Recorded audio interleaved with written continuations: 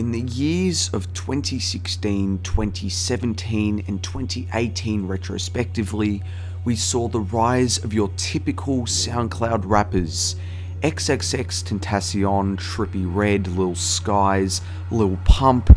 In fact, pretty much any popular Lil rapper was on there. After seeing success on SoundCloud, they shifted towards the more mainstream avenues like social media apps and more popular music streaming services like Spotify and Apple Music. People love to hate on them and to say that they didn't have any talent, which I disagree with, but I think we can all agree that the SoundCloud movement was very big, and it consisted of millions of listeners creating so many careers for these rappers. Each had their own unique style. Lil Pump had a big persona and outrageous lyrics. Trippie Redd had that raw melodic voice that was just like nothing we've heard before.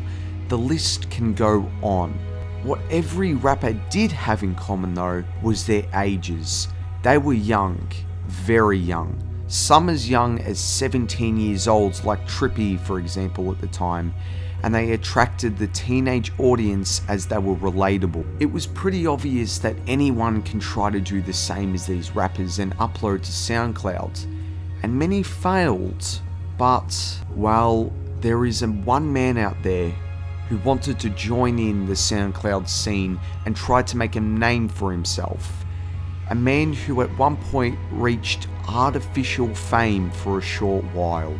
This is the story of the man himself, Kid Buu.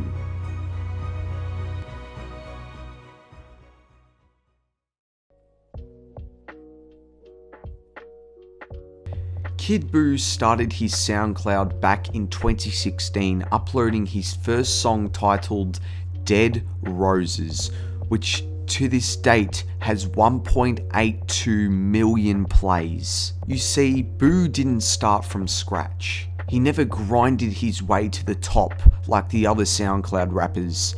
He merely bought his way there. Kid Buu was an industry plant, which is someone who rose to fame artificially, pushed by big labels and other artists releasing music with top-notch quality. Buu never worked to get to fame. In fact, he didn't work much at all. The next song he dropped back in 2016 was Double Up, which had a feature. Now, for just the second song for an artist who at the time had no following, you would think it was a smaller artist or just a friend, right? Ski Mask, the Slump God. The rapper who currently has millions of followers and millions of plays across his music, known for songs like Forced Failure and Baby Wipe, out of all the people jumped on the song. But the question is, how? Doing research for this video, I cannot find anything on Kid Buu's friendship or connection to Ski Mask. So how is he even on Buu's second ever song? Once again, going back to what I said earlier, money was involved. Kid Buu and most likely his label would have paid a bag to get Ski Mask to send in a verse. For his third ever song he released, it was produced by one of the most famous and most respected music producers in Ronnie J. It's just not even a question at this point whether he was an industry plant or not. He started to gain traction artificially and caught the likes of Trippie Redd, who he had a small beef with at the time, and he was starting to see fame. That is where he started his career back in 2016, early 2017 as a rapper. But what about his years up and coming? I mean, at the time he claimed to be a 23-year-old, and Kid was in his name. He was really trying to push the narrative that he was a young rapper. Well, what if I told you he was far from that? What if I told you at the time Buu was actually around 31 years old, and what he did in his past was criminal level activity? You see, everyone was under the assumption that Kid Buu was just another young kid who wanted to rise to the top in the rap scene. But what we didn't know was Buu lived a life he wanted everyone to forget so he could rise to fame, but it eventually caught up with him. While unlike the real SoundCloud rappers who were actually young teenagers or just young adults, Kid Buu was a grown man with a kid and at the time girlfriend. And let's just say he wasn't a nice dude. Back in 2008, he was actually charged with child abuse, which is one of the most scummiest things a man can do. Allegedly also punching his at the time current girlfriend in the face. Kid Buu was a complete scumbag. There was no surprise that he would want to hide these stories about his past life and try to act someone he was not if he wanted to become the next generation rapper. But how did he do that? Comparing his mugshot back from 2008 with a more current photo taken in 2018, we can see he completely covered his face in tattoos while also having some noticeable plastic surgery procedures to his ears, his nose, and even his jawline. He didn't look the same anymore, and his new persona was adapted and used to create what we know as Kid Buu. Before the allegations came about and the industry plant theory became more publicly known, Kid Buu saw some short-awaited fame after conducting an interview where he talked about having a clone. You see, to hide his past, he decided to do it in the plain sight of the public, mentioning a past clone of himself with an outrageous story, hoping people don't look deeper into it. Well, what he thought was a 200 IQ plan completely did a 360 turn on him. On the channel DJ Vlad on the 9th of September 2018, a video was released titled Kid Buu Says He's a Second Generation Clone That Escaped a Cloning Facility, which was an interview where Kid Buu claims what the title states. I guess you were born in Jersey? Yeah.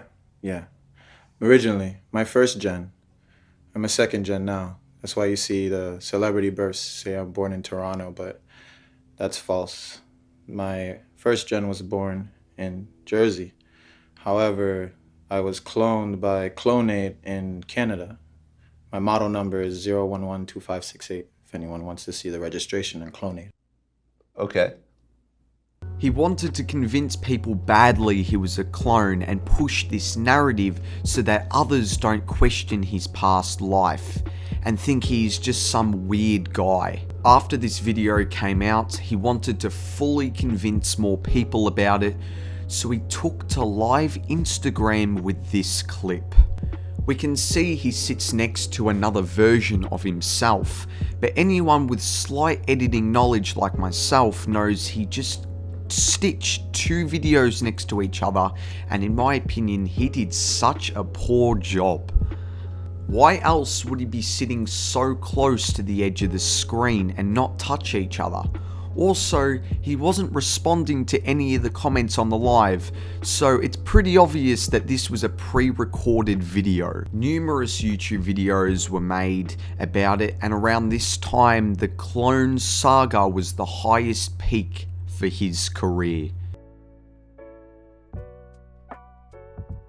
Kid Buu only really experienced some sort of clout from the clone saga, but his plays from his music was artificially produced, as numerous rumours came out about how he purchased plays and comments on his own music. February of 2019 rolled around after his peak in late 2018, and Black China reveals to the public that her short-time relationship with Buu ended after she was domestically abused by Buu, by both choking and punching her during a fight on a vacation. This guy really needs to go to some anger management classes.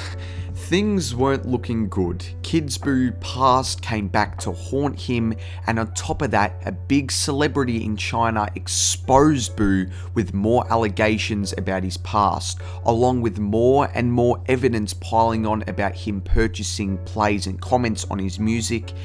This was the downfall of Buu.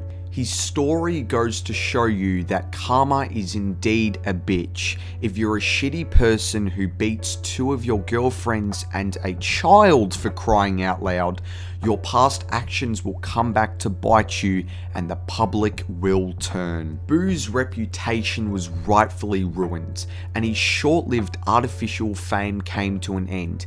And what remains are his crappy rip-off songs he released on SoundCloud, and the bruises and mental trauma the women and child have to live with. Surprisingly, he is still making music, but his plays have gone way down, only reaching a couple thousand plays if that, and the quality has decreased dramatically. His Instagram sits at 516,000 followers, and he has actually removed all the posts and is selling his account as an NFT to hop on that trend. And you'll never guess for how much. A shitty rapper who's fallen off's account is selling for 253 Ether, which is a cryptocurrency that when converted to USD is almost $1 million. No one has purchased as of yet, and I'm not very surprised. And I'm sure it will stay that way for a long time. Kid Buu is a real life example of an industry plant putting in who knows how much money with his label to grow himself on SoundCloud and on YouTube at artificial rates. His disgusting history of abuse to women and children leaves, I'm sure, a sour taste in the mouths of many, including myself, and we are all glad that he never stayed relevant.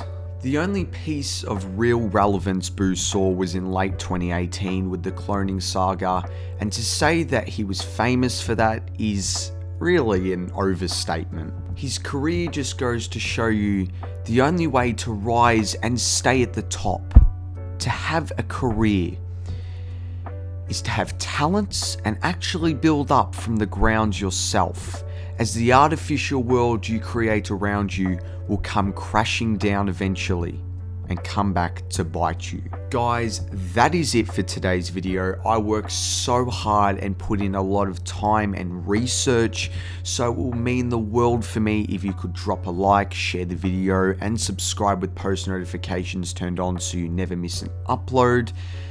And I'll see you all in the next one. Bye, guys. 2 to the 1, from the 1 to the 3. I like good pussy and I like good trees. Smoke so much weed you wouldn't believe, and I get more ass than a toilet seat.